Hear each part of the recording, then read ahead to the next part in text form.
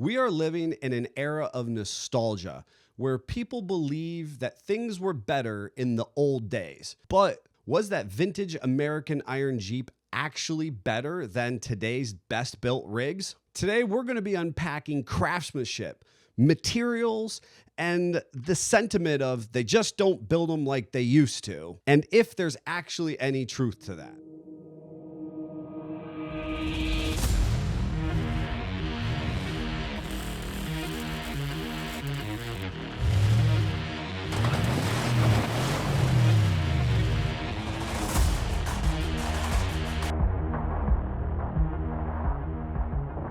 Hey Jeep family, my name is Neil with Simpson Family Jeeps, SFJ4x4.com. Once again, we're bringing you some of the latest and greatest Jeep specific content. Today, we're going to be unpacking just kind of a cursory conversation, this top level of whether or not older Jeeps are actually better than newer Jeeps. And this can be a bit spicy because there's definitely some, old guard who believes that the last real Jeep was built in X, Y, and Z, and anything after, let's say, 2006 is basically just a glorified minivan. So we're going to be just scratching the surface. And if you like this particular video, we're going to want to hear from you down below. Also, what is your take on it? Because it might actually help us direct what some future videos might look like as we, maybe move into a series of old versus new. Now, if you're unfamiliar with me, I have a particular affinity for vintage American iron. I, right out of college, daily drove a 1948 Willys CJ2A. I am a proud owner of a clapped out CJ6 that I resurrected out of a pasture. And in general, I love the kind of the nostalgia, the romance of vehicles that once were. I'm pretty excited to have this conversation with you because I'm passionate about yesterday's vehicles and today. You might know that I am a huge proprietor of electrification and immediate torque band that electric motors have and the value of that in the off-road industry. We're going to start to unpack the good, the bad, and otherwise when it comes to old versus new Jeeps. Oftentimes, as a professional business, we are encountering individuals and customers like yourself who may have recently gotten into Jeeps in the last 20 years, and you have this experience of coil sprung technology and fuel injection and in general off-road prowess. But has that always been the case? We talk to customers and individuals like yourself, and they say, well, I'm not exactly ready to off-road this vehicle, but I think I'll buy an older Jeep and I'll build that to off-road. And we'll talk a little bit about that towards the end of the video to kind of help you conceptualize some of our experiences and thoughts on that matter. The idea of old versus new is this ambiguous 80s, 90s crossover. And for many of you sitting at home, you might be cognizant that this is largely when AMC sells out to Chrysler. Depending on who you are and where your affinity for vintage vehicles comes from, you might say that the crossover or the death of AMC in 86 and the sale to Chrysler in 87 is that breaking point. However, those of you who were present at that time recognize that not a lot of people appreciated the YJ and therefore they loved the TJ. And quite frankly, if you are a hardcore TJ owner, there's a lot of people who don't like JKs and JLs and JTs. And God forbid you be a truck owner, you don't tend to love JTs because of X, Y, and Z reasons. And I'm not even going to get into that. But this idea that older was better. And so where does that come from? So I personally love that heavyweight gauge steel that made up the bodies. You can just feel the difference. Additionally, those older vehicles were simplified. The construction quality and the manner in which they were put together, they were literally intended to be repaired in the field, whether that be in a military application or agricultural, industrial application, basically with a 1/2-inch wrench, a hammer, and a screwdriver to use as your screw pry chisel, you could pretty much fix anything on our oldest 40s, 50s, and 60s Jeeps. Now, there is something romantic about the fact that it's simple. And despite the fact that it might have patina and rust on it, that it would actually still be serviceable. However, does that inherently make the Jeep better? This conversation around simplicity versus complexity, while it is one for the eye of the beholder, you, the person making that ultimate decision, as a whole, I think humans are oftentimes torn between wanting niceties and creature comforts, but also getting frustrated or upset when things don't go exactly right, or that a modification or repair is hard and cumbersome and has unintended consequences or challenges. And so these older, more rudimentary vehicles reasonably were easier to modify. And because of that rugged construction of the body or the exposed frame pieces, you didn't have to do a lot of steps in order to kind of initiate that modification or change to the vehicle.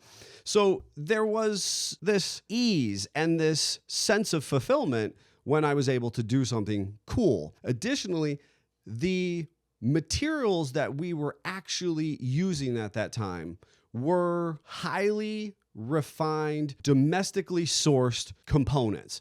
That means that the steel was simply pure. The rubber, when used, was just of better quality. That greases and lubricants had the ability to preserve and maintain the components that they were touching far better than some modern day composites. So there is definitely an argument to be made. And again, I know that I'm biased because I appreciate that older technology or construction processes, but the newer components used in today's Jeeps are arguably more efficient, more sustainably sourced, and arguably create an all-around safer and potentially dollar for dollar more cost-effective final product.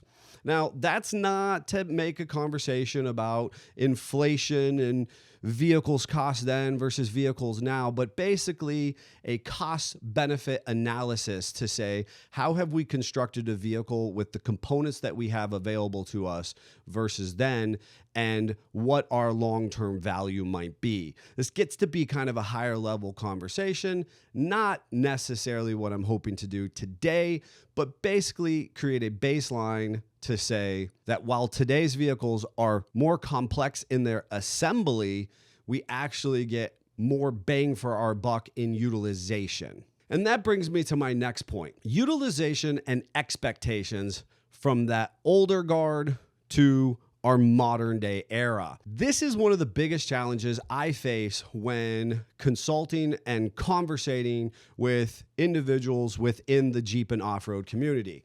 We love that iconic styling, what put Jeep on the map with that round headlights and 7 slots.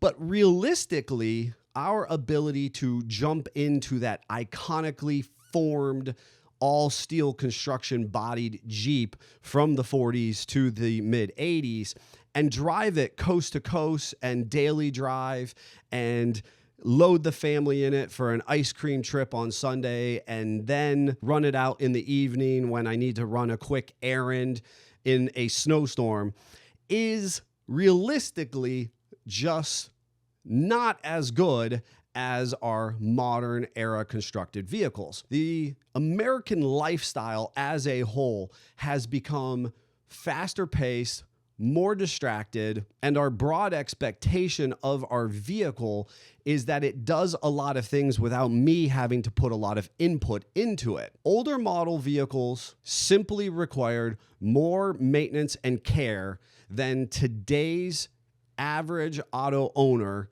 is prepared to give it. One of the things that I share with people is that back in the day, the vehicle owner would be responsible for taking a Saturday or Sunday afternoon and spending 4 to 6 hours just maintaining and maintaining their vehicle. All of the components were greasable. You would be expected to crawl around underneath the Jeep with an amount of regularity and ensure that air pressures were maintained and transfer case and transmission and axle differentials were filled with oil and other lubricants. Simply put, the older vehicles required arduous amounts of maintenance for them to be sustainably used in the way that the average American life was at that time. We don't do that as a society anymore. There are far more vehicle owners and drivers on the road now than there were then.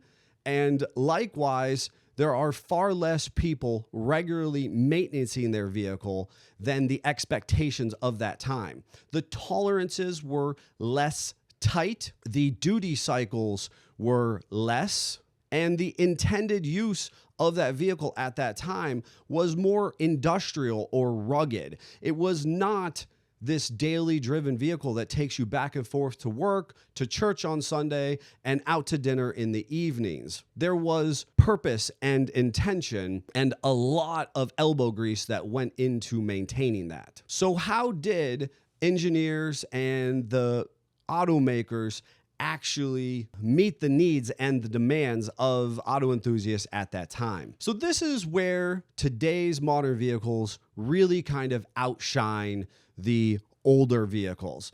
And that is because our big auto manufacturers are multi-billion-dollar corporations who have to be highly responsive to the needs of the consumer market. Despite the fact that we don't always feel that that's the case, the bottom line of capitalism is that if I want to be a successful business, I have to sell a product that individuals want to consume. Modern day vehicles have to be able to meet those needs. Sometimes they become innovators and driving forces. Sometimes they become reactionary to the needs of the masses. Regardless, the general progression from the very cool agri-industrial inspired 40s Jeeps through today is a natural evolution of what the average individual wants or expects out of their vehicle. We couldn't have the creature comforts of the JL or JT without having the rugged simplicity of a Willys 2A or Willys wagon. The modern conveniences of a semi-unibody construction body with a full frame and solid axles just creates a vehicle that is inherently honoring the lineage of rugged construction while also adding today's modern safety standards and consumer expectations to the mix. Jeeps today are quieter, more fuel efficient, leak less. I know that's hard to believe, but they really do. They're less drafty. And did I mention they're safer than ever before? There is something charming about the fact that these iconic vehicles paved the way for us to have what we currently have now. And for that, I unquestionably honor what these Jeeps did and meant for us from the 40s to the 80s.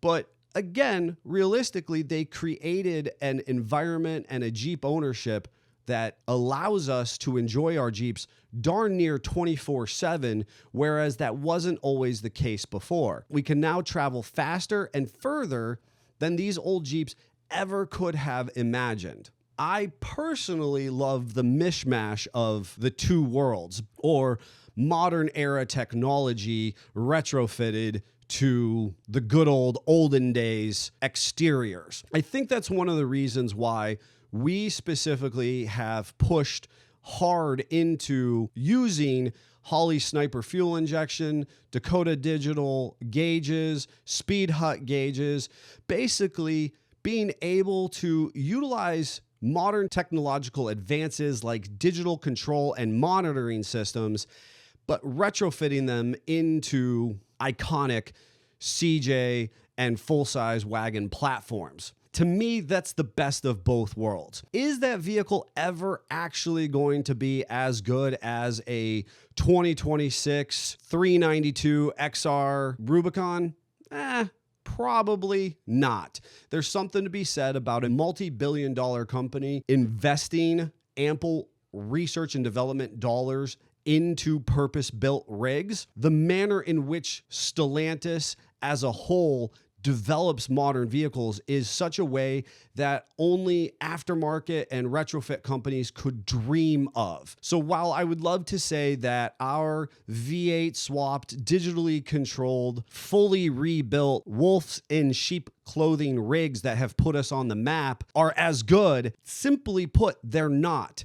From different gear cuts to linkage attachments, the level of investment that the parent companies can make for modern vehicles is just different than what anybody can put into one singular old school rig. Now, that's not to say that an old school rig cannot be built to exactly how you want it to be. It can. And that's the beauty of the Jeep market. Jeeps are a reflection of their ownership and their owners' dreams. Jeeps represent an idea of where we can go and what we can do along the way. It's about the journey.